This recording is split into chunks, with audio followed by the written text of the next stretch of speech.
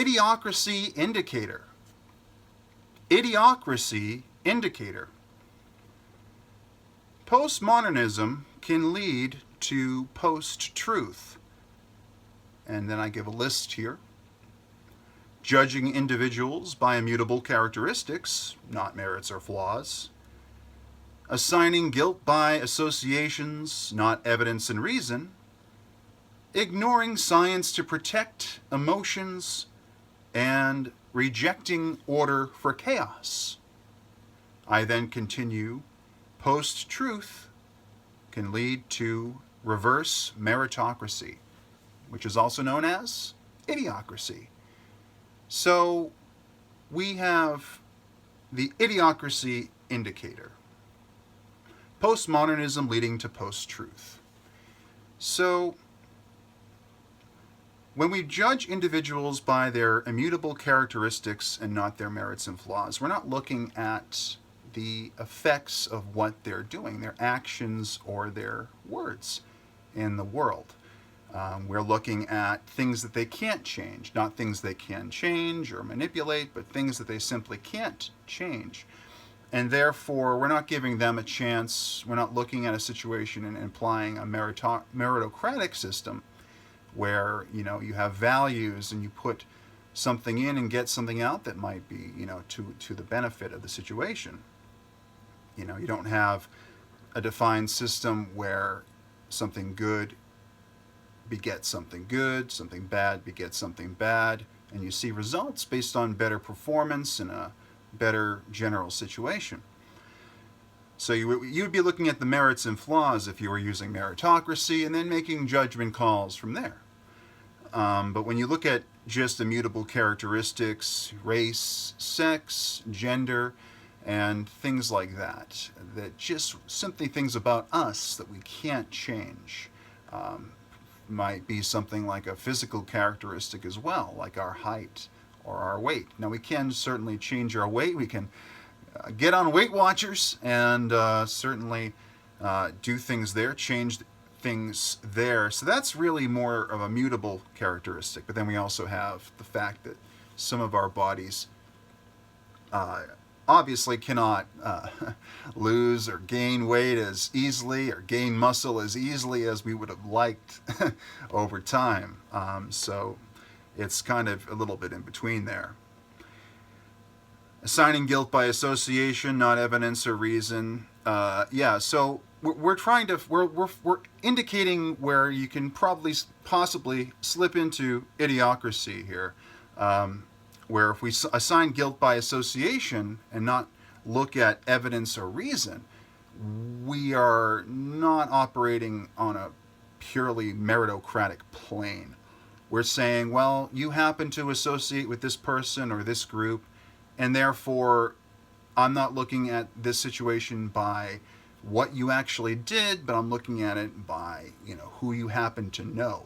And if you know somebody that I don't like, well, I'm not going to give you any merit for that. So again, anytime meritocracy is undermined, you run the risk of slipping into idiocracy. When we eschew evidence and reason, ignoring science to protect emotions. In last week's video, or the last video we did, I spoke of something that my friend Orlando had suggested as a topic, the emotion economy, or emotional economy, where we talked a little bit about how, there is an economy of emotion out there. And we're talking about post-truth here in this tweet. So we do have to talk about how emotions are manipulated and people are swayed and moved and manipulated using their emotions, which are irrational. We are, of course, irrational beings, and therefore we cannot always count on our values to be constant or universal, or even we can't even trust ourselves to maintain the same values. We're always learning. We're learning machines like computers. Check out my video, OK Computer, for some more information on that. A little talk about that. But, if you ignore science, if you ignore reality, in effect, instead we just appeal to emotion. in these post-truth realms such as politics, this is the mechanism that's used to manipulate us, to move people around to persuade them.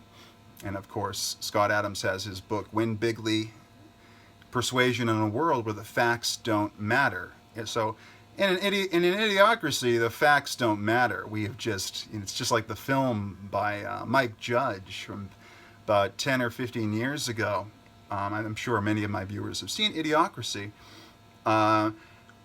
in which, we kind of succumbed to consumerism and always feeling good, and we turned the world into a cesspit, a cesspool, because we weren't able to follow science. We let our emotions and our creature comforts take us over, to the point where in the film, the president of the United States, I believe, I forget the actor's name, but he actually is a pro wrestler in the film, and they elected a wrestler. Nowadays, when we have President Trump, we see that it's possible for an entertainer. We had Ronald Reagan as well, but it's possible for an entertainer or somebody that's really popular and known for something. Of course, Trump is known in the business world and has many different avenues that he worked his business. But people talk about how he's the reality TV president. And of course, reality TV preys on our emotions, as do most of our entertainment items. So, some people like to bring a comparison there, that we have followed the path of the film. It's been prescient, but your mileage may vary on that. And of course, ignoring science to protect emotions, rejecting order for chaos. Of course, that one's a pretty basic. That's a pretty basic statement. We've rejected order, and now we have chaos. And of course, there is some order in chaos, and there's chaos theory. Certainly, leave a comment below with your thoughts on chaos theory. But it's more of an indication of an idiocracy than a meritocracy. When you're rejecting order for chaos, you're rejecting things that have actual tangible value, and looking at riding our emotions, riding our impulses as imperfect, irrational human beings. If we do that, then of course we're not going to be in a position for peak merit. And so post-truth, postmodernism, reverse meritocracy, when we start to judge people based on which groups they're in versus looking at the individuals and how they're interacting with their environment, what their merits and flaws are, we're going to start down that road. When we're not looking at what's actually happening, but we're just looking at a sort of a macro, a higher level, a meta of how that person, the system, where they fit within a system, and how they've been labeled to fit within that system. And it's of course all arbitrary.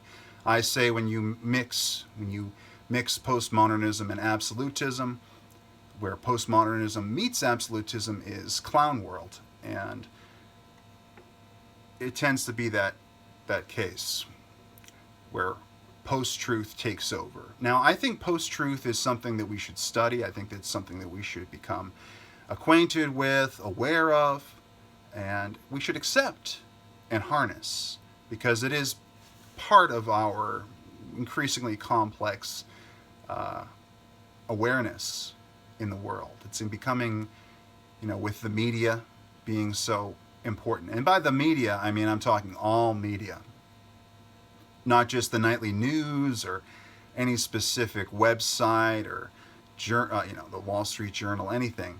I'm talking about just all media. We have social media. We have everything we get through our eye sockets, from our screens, from the newspaper, from magazines, television.